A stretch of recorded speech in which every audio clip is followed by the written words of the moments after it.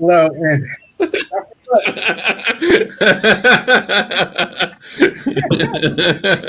was like I seen you like when it was going through. I saw you grabbing the cat, and I hurried up trying to call my dog over. And my dog is like, he doesn't want no part of it. He's like, Oh, I'm so glad you did the countdown again because I was wanting to do something like there that. you go. And Craig Williams, and we're the Markout Movie Podcast. And on today's episode, we we did a we watched VFW. It's funny because last week Craig was thinking, he's like, "What's this going to be about?" Because you think of a VFW hall, you think of you don't think typically, and I'm not trying to be rude, but you don't think typically about, yeah, this is where veterans go and have a bar and they sit and drink and whatever. Right. You think about people renting out the venue for like dances and Or wedding little receptions. gigs. Yeah, wedding receptions. Wedding receptions is what I think of them. That's the only time I've ever been in a VFW for anything. Is that. My son, he goes there for like when back when it was like, oh, let's go to I'm going to a dance. Like it would be always at the local VFW post, and we had to drive out to it and drop him off. But now he drives, so that life is over. It's great. Yeah. But VFW, let's see, a quick little synopsis. A group of old war veterans put their lives on the line to defend a young woman taking shelter in their local VFW post, who's running from a deranged drug dealer and his relentless army of drug addicted. I think that's the word they look for. Addled makes sense too. Is addled a real word? See, It's I'm not an English major. Addled is it means like like you're tripping, you're so high you don't know what's going on. All right, yeah, that makes sense. Yeah, then in that case. Let me hit you with some of the numbers real quick. All right. IMDb gives it 6.1 out of 10. Metacritic gets it 72%. 80% of Google users like this movie, and Rotten Tomatoes gives it 81% on the tomato meter. Wow. Yeah. So I'm gonna go ahead and play a little bit of the trailer. Try to play a little bit of the trailer. We'll see how it goes. Oh Lord. Oh, there you go. You've been at this, haven't you? I have? Uh-huh. 2 of us. Still here. Still here. You know where you are, kid? In the VFW post. How about we close the bar down early tonight? What do you got going on? The best birthday that Freddie ever got. Lizard! Hey, this is Girl!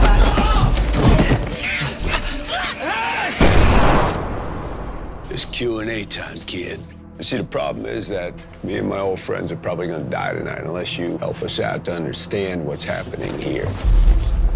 You steal this? Foz killed my sister, all right? This, though, it's all he's got his whole life. VFW. What is that? Veterans of Foreign Wars. Good. Soldiers are good at dying. There's only one satisfactory solution, and that is we get our product back, and each of you die. You were a soldier. So we all. Let's act like it. We set a perimeter. We make our stand. You'll all die very, very slowly. You last. But whatever you gonna do, do it. Because you make a mistake,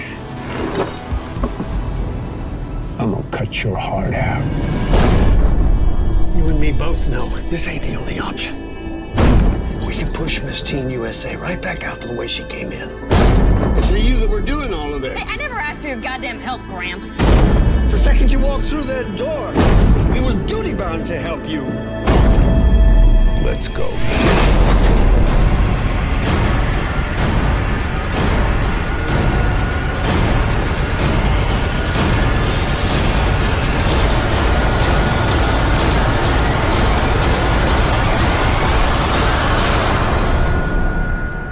Anybody else want to come in my bar?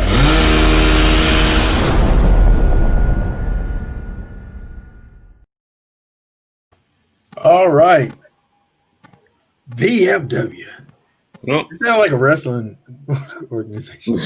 hey, that's another thing VFWs are known for is being. I think those are often venues for wrestling. The VFW. Yeah, they are. Oh. Um, yeah. So let me see. I'm muting this here. So yeah. So the movie is starring, as you can see from the trailer. Just gonna run down a few people. Craig mentioned there's pretty stellar cast. Mhm. Stephen Lang as Fred Paris. William Sadler. There's Fred Williams. Martin Cove. David Patrick Kelly. Those are the main veterans, and then Tom Williamson, which I want to say he's Fred Williamson's son because he I, looks just like him. I have to. He has to be. Like It'd be a hell of he a literally came out of left field. Like I've never seen this guy ever. Yeah, he has to be. So, like for the kids out there though, who don't know who any of these people are, because they're not super mainstream, well known actors, I think. But like, it's one of those. They're like character actors, like that. You know, if you see them, you're like, oh, I know that guy. You know what I mean? Like William Sadler is best known as Death in Bill and Ted's Bogus Journey. David Cove is best known as the evil karate instructor in the Karate Kid movies, which, I mean, since Cobra Kai is so popular right now, most people probably know that guy. And who else? Oh, yeah. David Patrick Kelly is the bad guy in the Warriors. He's the guy that says, "Warriors, come out and play," like that guy. And then like finally, of course, everyone knows who Fred. I mean, you got it. I hope people know who Fred Williamson is, but you know, Shaft, man. Yeah, and Fred Paris, not Fred Paris, but I'm sorry, Stephen Lang, who plays Fred Paris. I want to say he is the guy that was in Don't Breathe. Is that the same guy from Close. Don't Yeah, Breathe? yeah. He's the guy in Don't Breathe. Yeah. Yeah, he was such a badass in that movie. Yeah. That he instantly had badass status in this movie because of that movie. Yeah.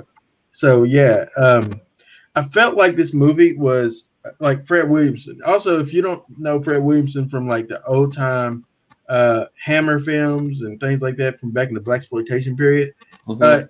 for those that are fans of From Dusk to Dawn, you might know him in he was in From Dusk to Dawn. I forgot his character's name. Uh, he was one of the people that was like it's pretty funny. He's really good at the movies where it's like a siege type of film. Where It's he's like, hard. Sorry, go ahead.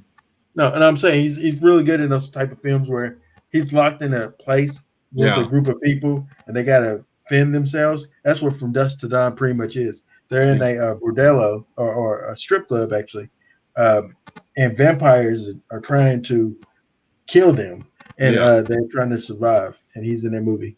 I was just going to say that it's easy to forget what his name is in a movie where one of the characters' name is Sex Machine. This is true. Yeah. I'm sorry. Who? Oh God, I'm blanking on his name. The guy that played Sex Machine. He's a famous. Tom Savini. Yes, Tom Savini. Yeah. But yeah, that was obviously excellent. This movie, Craig, gave me a lot of feelings of Assault on Precinct 13. I kept getting vibes of Assault on Precinct 13.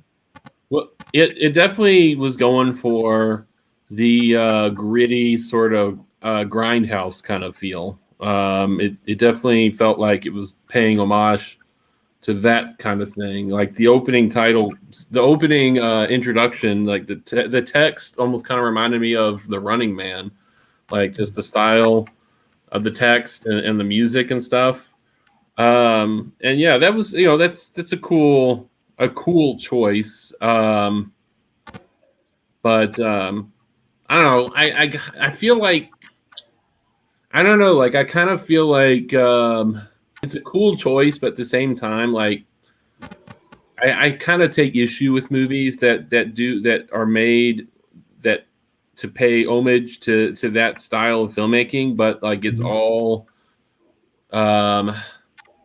like it's all rather I'm trying to think of the word here. Like hollow, I guess. It doesn't actually feel like a movie from that era. It just feels like window dressing, like, you know, we'll have this kind of music and this kind of lighting and this kind of this and that, but it still doesn't feel like the style, I guess, that those movies were made in. Like there's more to grindhouse type movies than just like, the aesthetics. Like there's a certain writing involved, that Right. kind of stuff. Yeah, I agree. I agree That's with why- that. I think that. Go ahead. Sorry, I was going to say that's why Black Dynamite, for example, is such a fantastic homage to blaxploitation movies, because it's not only a great parody, but it's a great homage to that genre, because it wasn't just they didn't just make fun of it in terms of how those movies looked and how they were edited and all that stuff. It was written in a way that felt authentic too to those movies. Yeah, I feel the same way about that movie, and then also I'm Gonna Get You, Sucker, which was Keenan Ivory Wayans' like earliest film. That like just much like how Black Dynamite did, which I think they borrowed heavily from what Keenan did with I'm Gonna Get You, Sucker, but it really stands alone as its own, even though it is poking fun of blaxploitation films. I'm Gonna Get You, Sucker and Black Dynamite are in themselves blaxploitation films. And whereas this one wants to be a grindhouse film, like you stated, but it doesn't. It has a window dressing of a grindhouse film, but it lacks the substance of a grindhouse film. That's how I felt about it. I felt that I felt at times it's pretty cheap. I didn't really care for the lighting. I thought it was very dark. A lot of blues and reds and stuff, and I think it's just cliche. That was my biggest issue with Mank on Netflix. Is I know that they wanted to go for that feel. That's why they had the cigarette burns in the corner and things like that to kind of make it feel like that. But sometimes I feel like it could be like a crutch that people use to maybe not a crutch, but you know the word. You know what I'm thinking of. Well, it's kind of like when you watch something and they're setting it in the 80s and they're making the movie to look like it's made in the 80s, but like you can tell that all they did is slap a filter on it, and it's like that's not enough. You have to actually if you really want to go for that feel, you have to shoot it on film that they would have used back then, and just kind of almost have to sort of restrict yourself to the technology and stuff that they had access to back then, the lighting, all that stuff. I feel like it's not enough to just slap a filter on and be like it's from the 80s, it's a movie from the 70s or whatever. I agree with that. That brings me to another movie that kind of remind me of that, two movies that remind me of that. So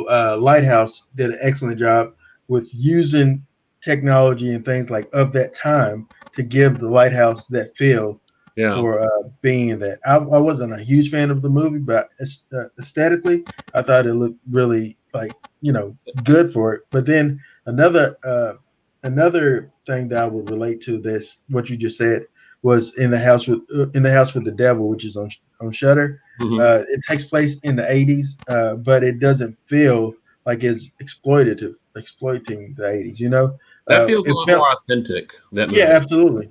Yeah. In fact, it feels so authentic that the woman they cast in the lead of that movie, straight up looks like an actress from that time. It's crazy how she looks so much like an actress from that era. It's almost like an actress from that time traveled to the aughts to film that movie before going back to the 80s. You know what I mean? It's insane.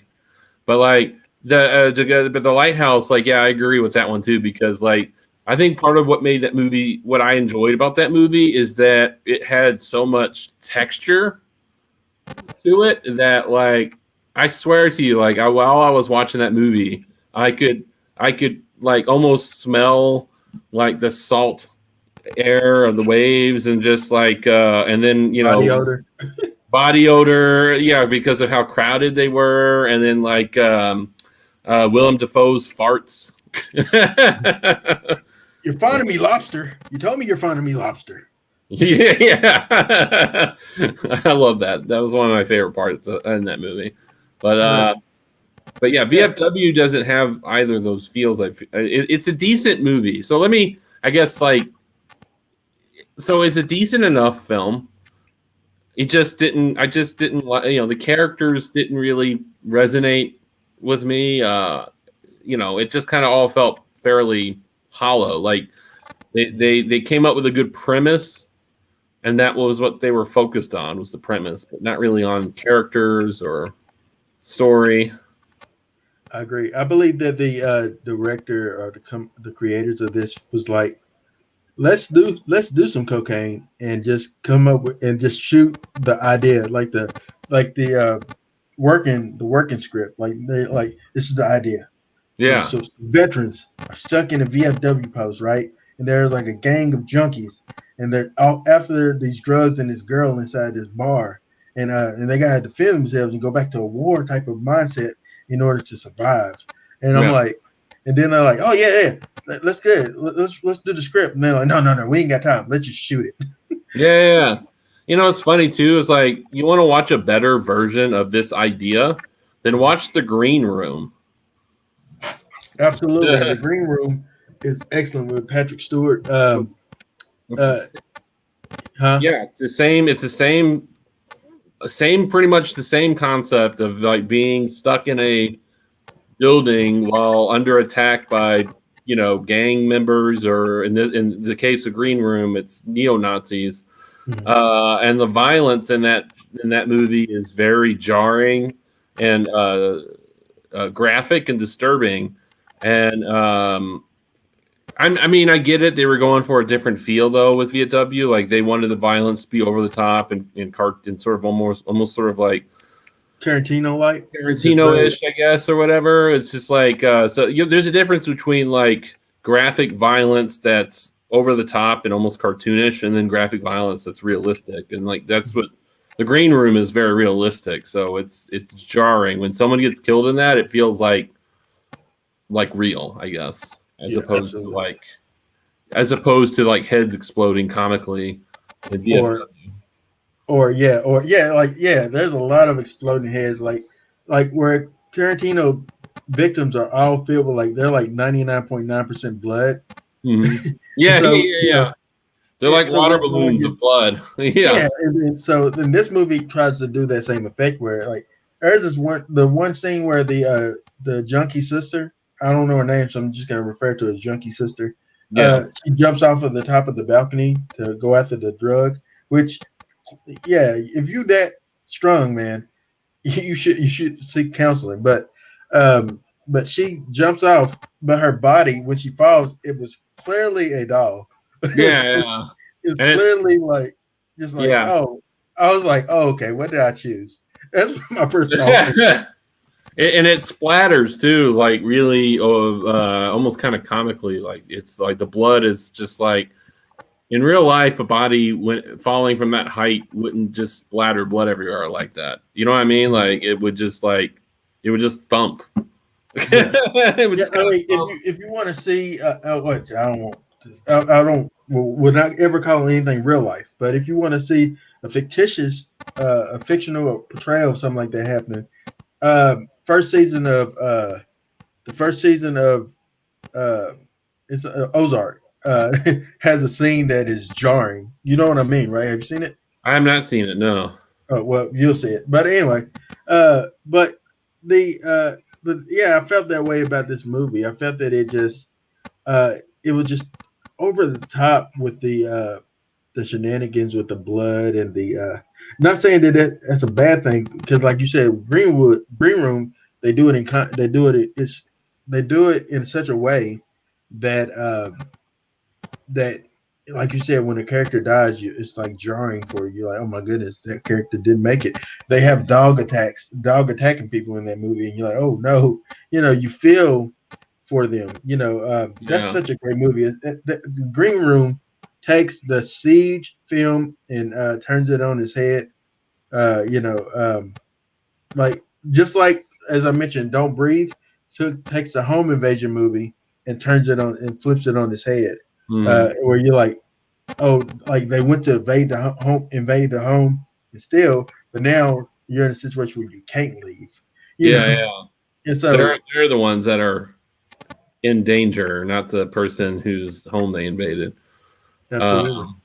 It's like Home Alone, but gritty. Home Alone, but with a blind veteran that has a sex dungeon. For those that hadn't seen it, but Yeah. Two words: turkey baster. But I felt like with this movie though, it was really cool seeing the actors that was in it. Stephen Lang. It was good seeing. Oh, I forgot he was in Avatar. I forgot about that.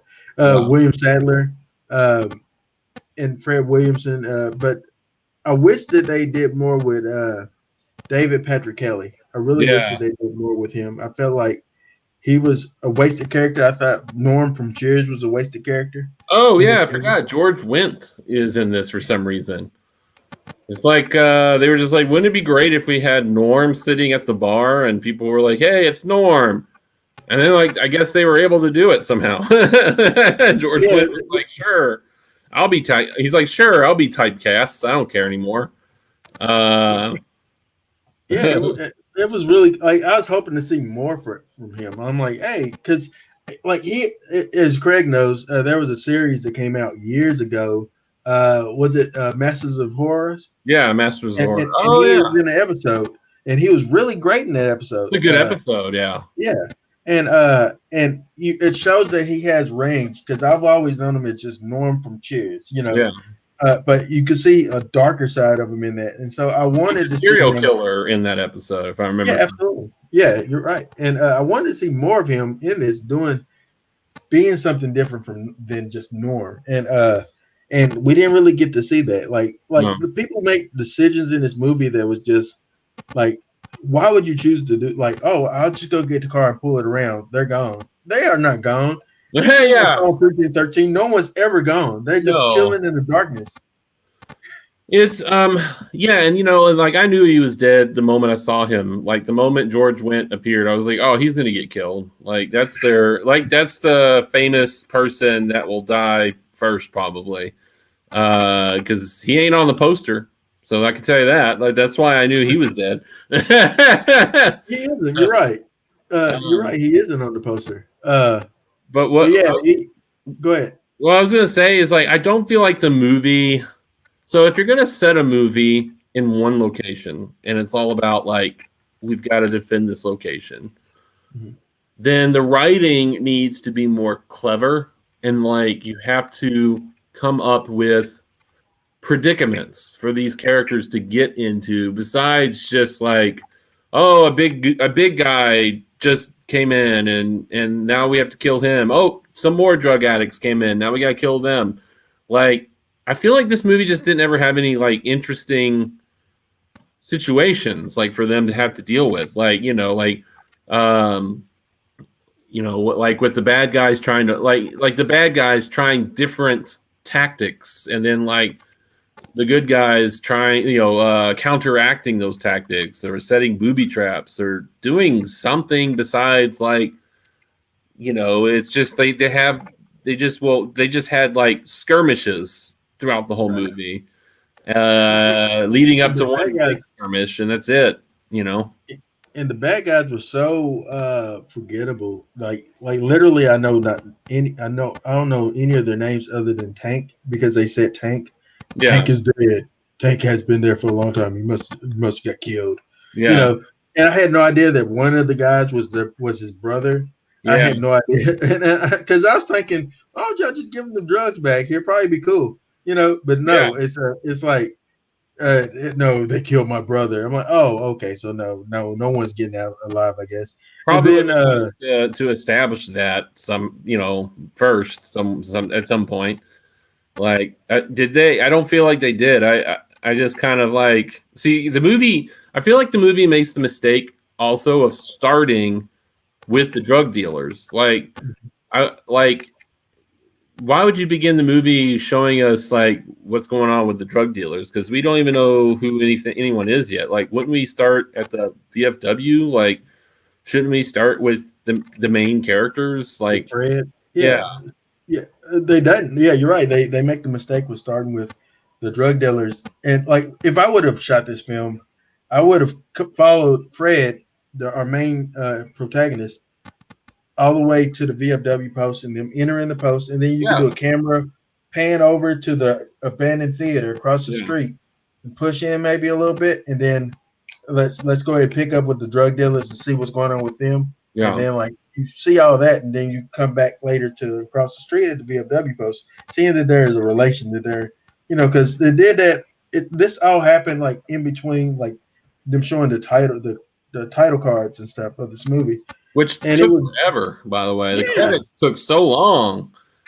I felt like it just kept going and going, and that was kind of crazy. But I was just thinking too, like the people who wrote this movie should have watched and studied Tremors, because Tremors, if you just remove the sandworms out of the equation, I mean, like, and replace them with like drug crazed psychopaths, like it's the same. It's basically the same style of movie. It's a bunch of characters trapped in a situation and they're under siege and they have to figure out how to get out. And the way that movie leads up to that situation and the way that movie introduces all the characters, like that's a good Tremors is like, in my opinion, like a damn near perfect movie.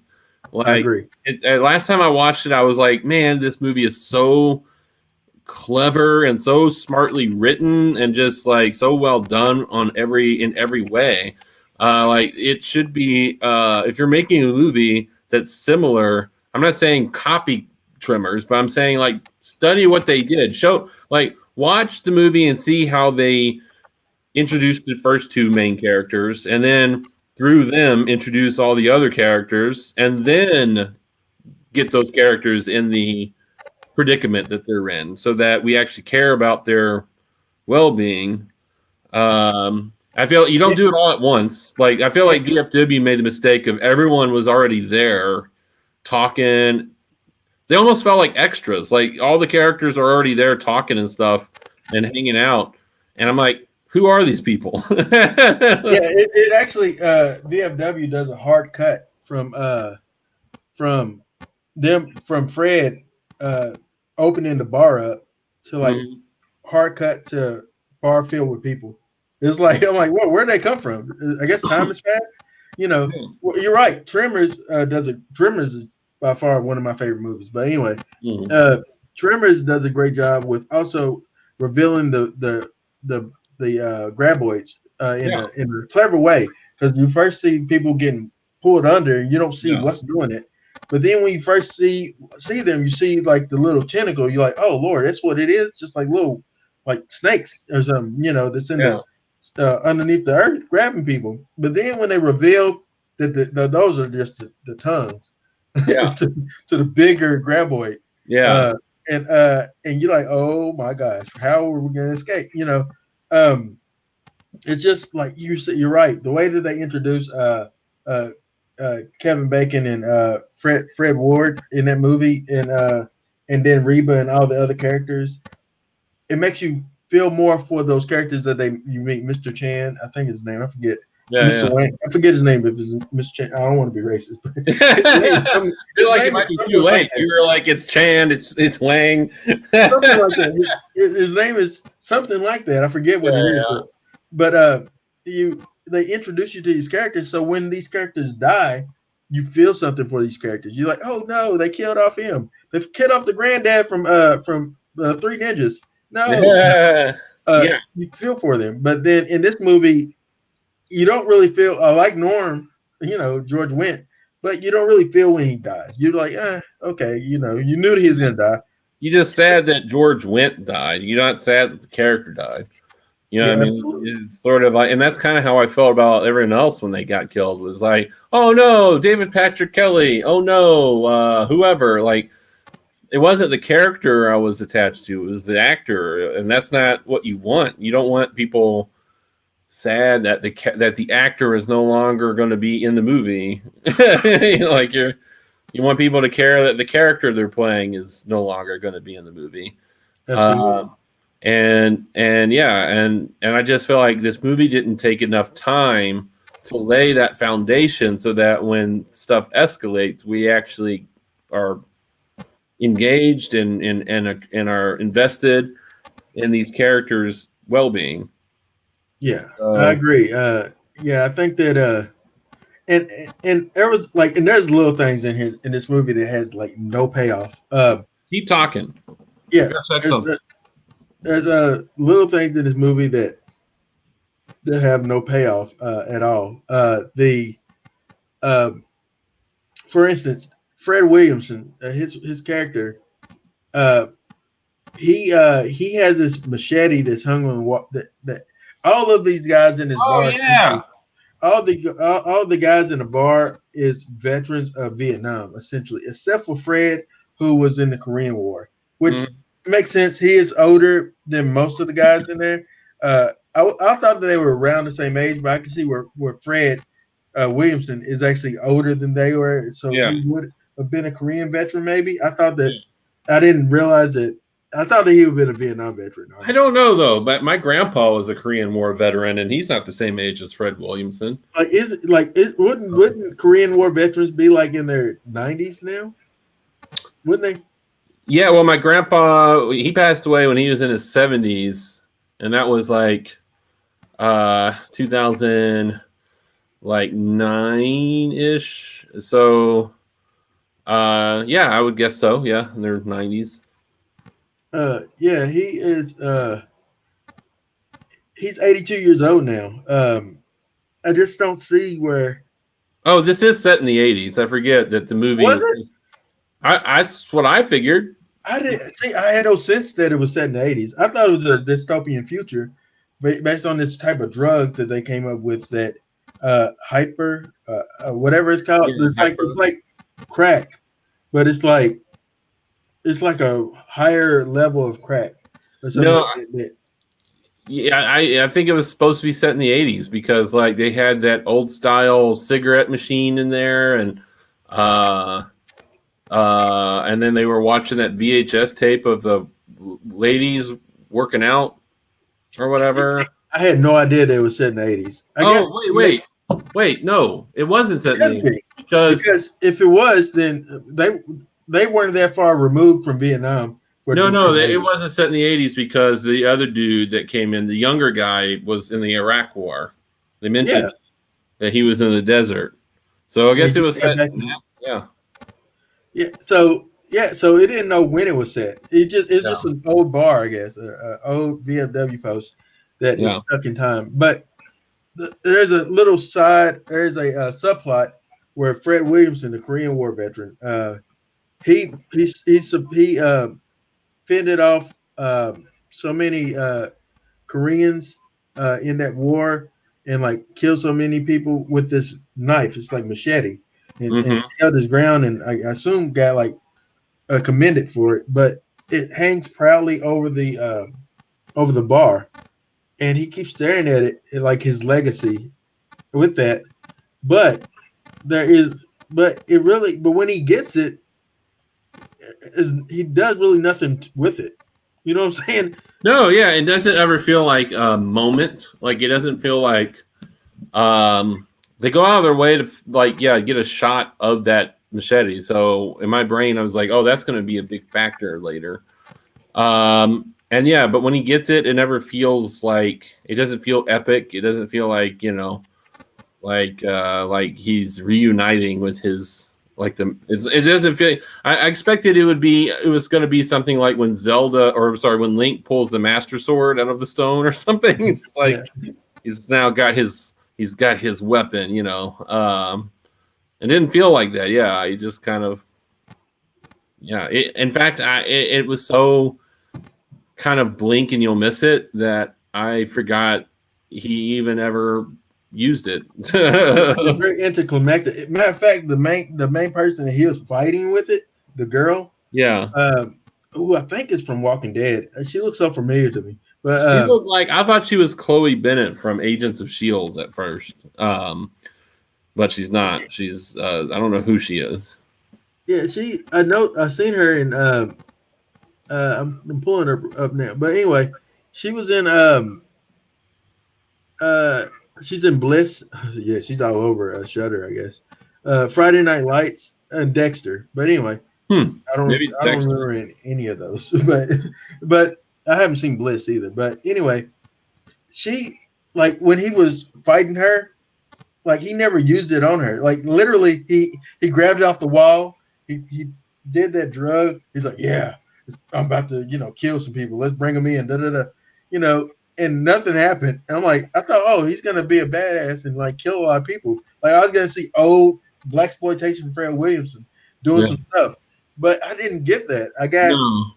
like it was just so much happening at one time. The action never stays on him really. It goes from him to like the other people, and then but it's just this movie's all over the place when it comes to like the little skirmishes, like you said. Yeah, and none of them ever really like stick out. There's never anything that feels like a highlight from any of those moments, or even towards the end. It was just like whatever. And that's kind of ultimately what I felt about this movie. I mean, like if it's just kind of like it was okay. I guess I could talk about this when we're wrapping up or whatever, but yeah, I just the movie has all of the elements to be better than it is, but I just don't feel like that those elements were used very well. And I also felt like the main villain just wasn't anything special. Like there is no reason for me to really believe that this guy was such a bad guy. Like the really like the big bad. You know what I'm saying? Like, or you look at RoboCop. Look at RoboCop and the guy that RoboCop goes up against. What do you remember the actor's name? The guy that kills him initially. Which one in the first movie? The first one, yeah. Are you talking about the guy that kills him? The guy from that '70s show, like who plays the dad?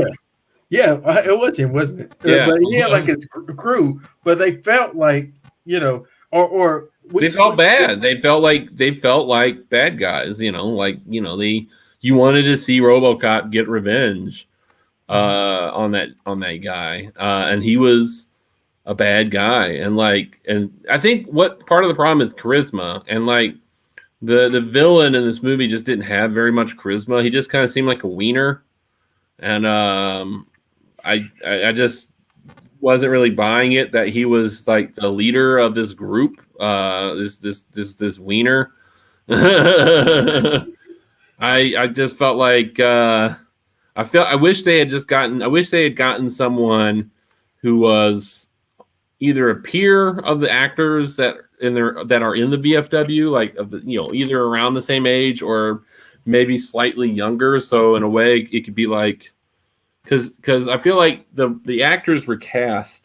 The actors that were cast in this movie were cast because I feel like they were cast because they're iconic sort of genre movie actors. Right. And so from a certain era, like they were Fred Williamson was from the 70s.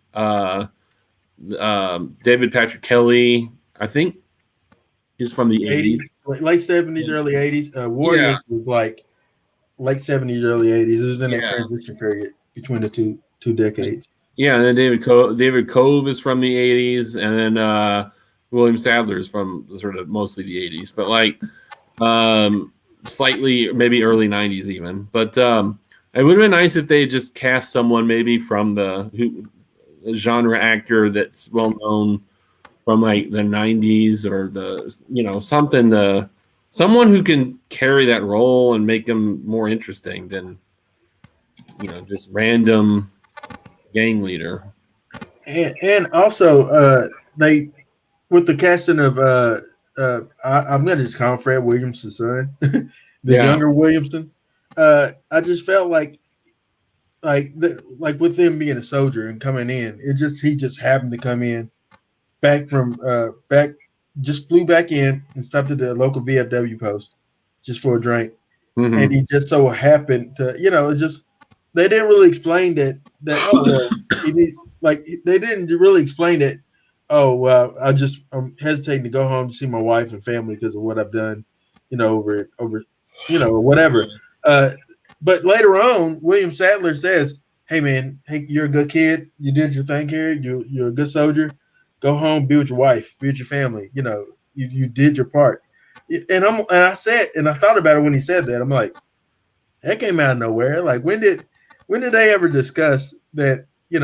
Well, I'm reluctantly not going home yet because I don't want to see. I'm not ready to see my family. Whereas in a movie like you remember in film studies, film class, the best what's it called, the best year. I forget the name of it. It was an older movie from from like the 40s or 50s maybe, and it deals with soldiers coming back.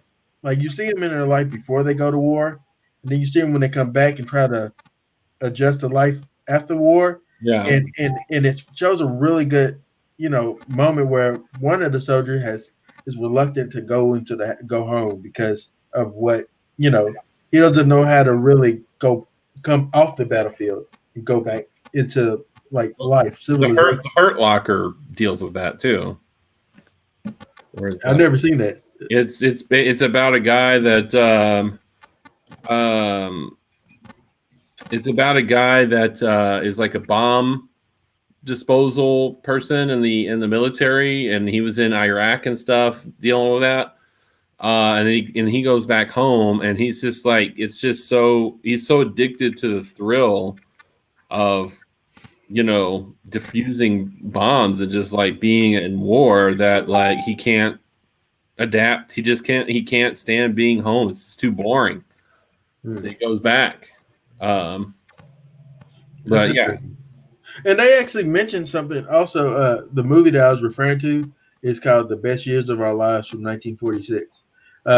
In film class, me and Craig was both at WKU, and we took film classes, like film studies. And Ted Hovitt showed me that movie in one class, and it stuck with me because of the what the premise of the film. Mm-hmm. But this movie has something else that I thought was. They mentioned the fact that Fred, the main protagonist, the guy whose bar it is, he went back to Vietnam and did like so many more years of it, over there. And but it just like really doesn't really have a payoff. Like nothing really. And that's my biggest issue with this movie. Nothing really has a payoff. Even the villain, the main villain, at one point there's a villain that I think maybe was his brother that came into the bar and was killed along with the other hypers. Yeah. I thought it was the main villain. I'm like, oh, they just killed the main villain. Yeah.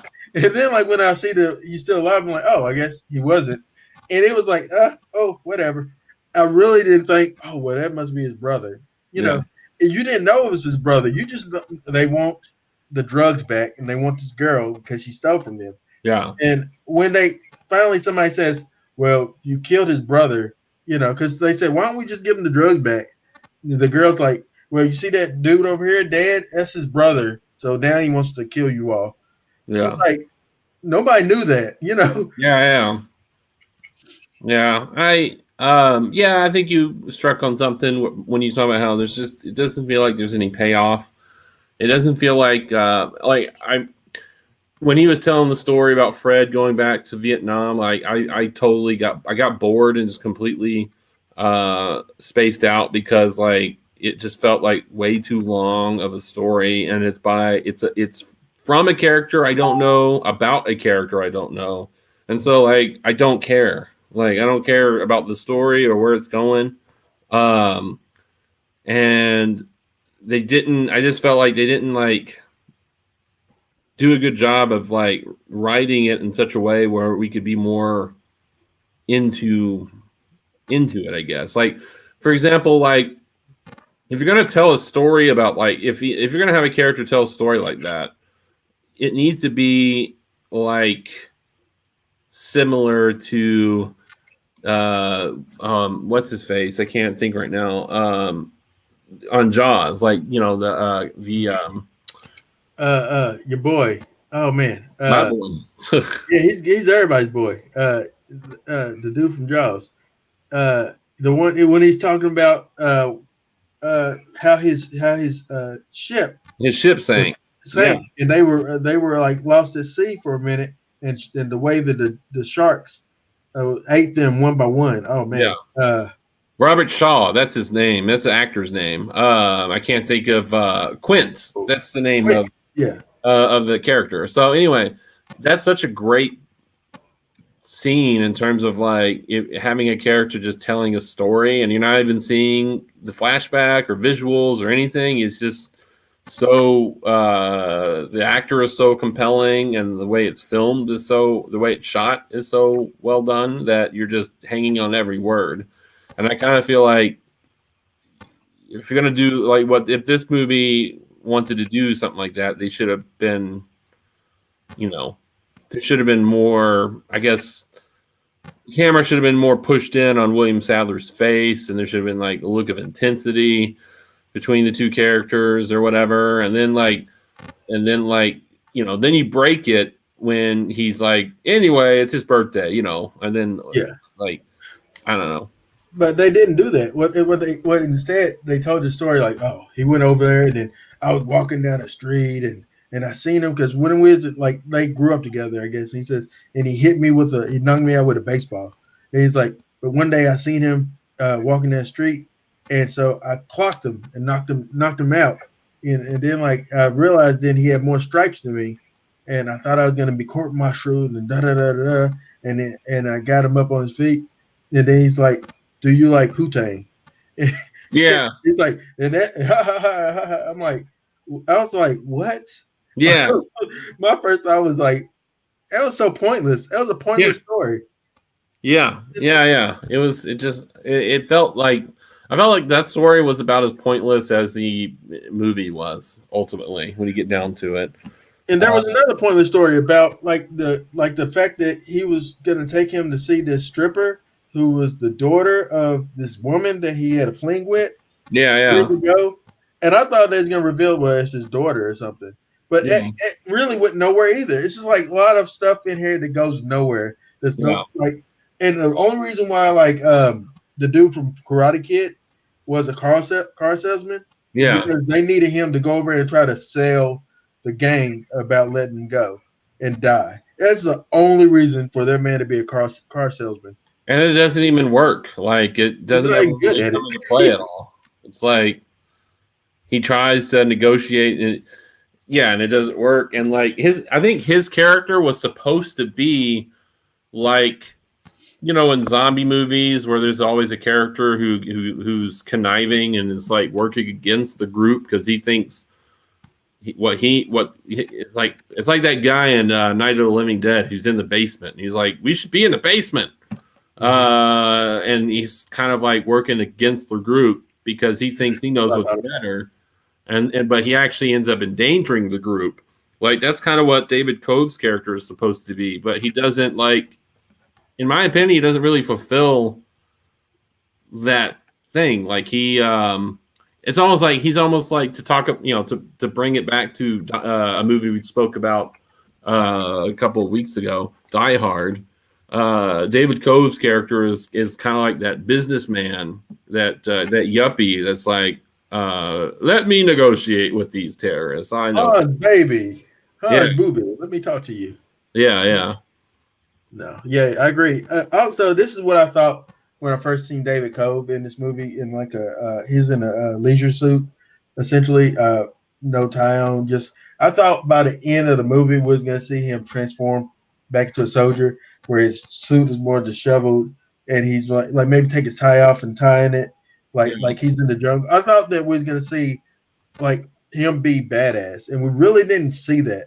You know, and that's what I felt with most of the characters. Huh? You kind of sort of did when he while he was out there negotiating, and then he and he realizes that it's not going to work, and so he starts fighting them before he gets shot. So he kind of has that quick moment of redemption and a quick moment to be a badass before he gets killed.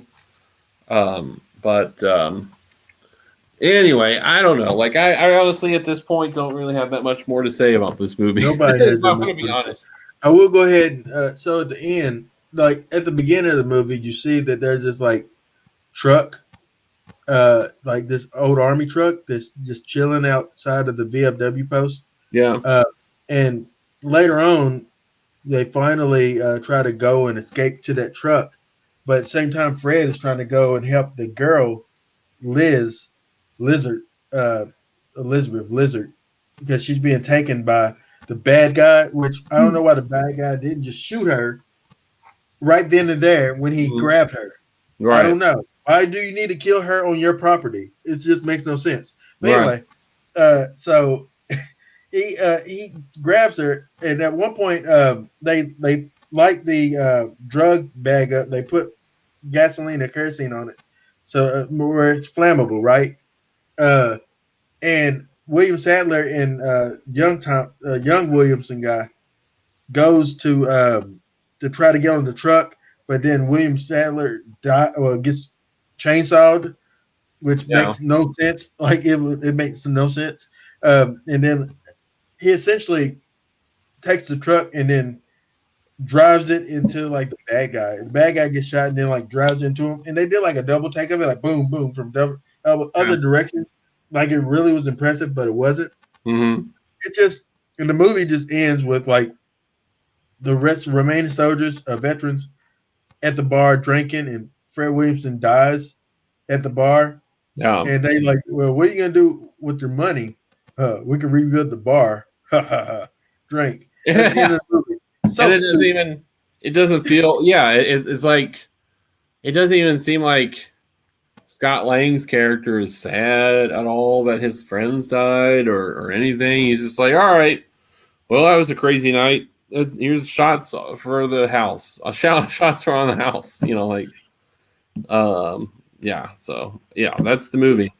Yeah, that's the movie. All right, let's go ahead and talk about our thoughts on like our marks on the Markout media. I'm gonna give VFW 1 Markout out of 5. I was really bored. The blood and stuff. Like there's really good actors like that I liked in it, but they didn't really use them properly. Yeah. And I felt that the movie was at the end of the movie, I felt like it's more of a waste of time than anything else. And so I give it a 1 out of 5. Okay. I'm gonna at least give it a 3 out of 5. I mean, I feel like it was technically competently. It was made competently on a technical level. Like it's shot well, it's edited well. The special effects, like the practical effects, are really cool. It's got a good cast. Like it's just that the movie wasn't written very well. It was a movie that was all looks and no substance, and I could tell that the people involved kind of was like, like you said, they sort of like maybe rushed the script or didn't really care. They were just like, hey, we want to just get to the blood and to the action and to like the cool shit. Who cares about like characters? Who cares about a story arc, character arcs? Yeah, yeah. Who cares about that? Let's just like get to them like shooting people, and so that just kind of made it feel like an empty experience. But it's not a bad movie by any stretch. It's not like a horrible film. I think some people will find some enjoyment. I think some people would get some enjoyment out of this, just from like the spectacle maybe alone. I mean, if you like blood, if you like people's heads being stomped into like the smush, bloody goop, or a woman getting broken flag shoved down her throat, which it happens. Which I do. I like all those things, but it just like they barely got a blip out of me though, because it was just like it doesn't ever feel earned. I've always felt like when it comes to like having hyper violence in a movie, it has to feel earned. When it's just there, just to be there, it's just kind of like, meh. Yeah. It's like whatever. Like, you got to actually earn it. And I don't feel like this movie really earned it. It just kind of like this movie was built on the strength of those scenes and not much else. And that kind of foundation for a movie is a foundation of sand, as opposed to a solid foundation of story. I agree. So that's my 3 out of 5 is mine. That's good. Well, that concludes, I thank Craig for filling in this few episodes for me. Next week, Brandon will be back. We'll be doing our top 10, top list of our best and worst movies of the year. There isn't many of them, but yeah, we're gonna do that. And then, but Craig will be back next year. We're gonna kick off our series sometime, hopefully in January. We're gonna kick off our series, Bad Movie Night, where we're gonna watch a bad movie and talk about it and just really enjoy it. And Craig will be able to pick it because he can also share his screen as well. So it'll be interesting to see see what we watch. And I'm looking forward to that. Yeah, but anyway, Aaron Whitlow, Craig Williams, and thank you for marking out with us here on the Markout Movie Podcast. Anything you want to let people know? Anything you got coming up? No. No.